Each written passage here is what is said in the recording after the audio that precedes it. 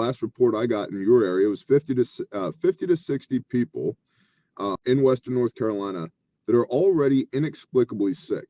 And by inexplicably, I mean they don't know what's wrong with them. And the reason for that is all kinds of shit has washed into that river. Literal human feces from septic tanks that were ruptured, wastewater treatment plants, thousands of cadavers, even though the official reporting is that it's only 213 dead. Well, that conflicts with one coroner that I personally spoke with that had 1,200 people in reefer trailers, and another EMT that told me he was stacking body bags in the back of ambulances like cordwood.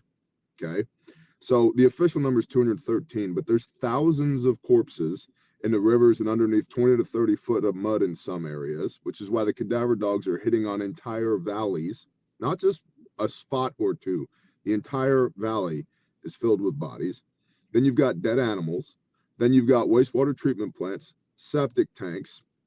You've got NFS, Nuclear Fuel Services, that lost, the official reporting is they lost training barrels, right? Training barrels, 55-gallon drums that they use for training purposes, even though, part of what we do on the Caleb House side is very intelligence driven. And so some of my Caleb House guys came out for this grindstone operation because we needed intelligence.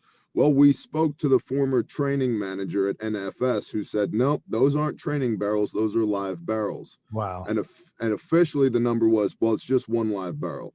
Then it was 5 live barrels. Then it was a semi-load, 250 55-gallon drums. And we know because the semi was found and documented under 10 foot of mud.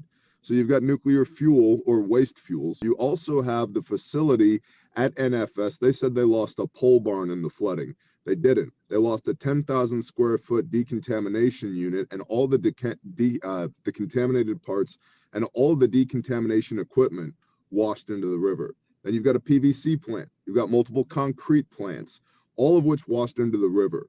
And part of the problem here is that there are hundreds of homes that should be condemned. And I'm not for the government condemning people's homes.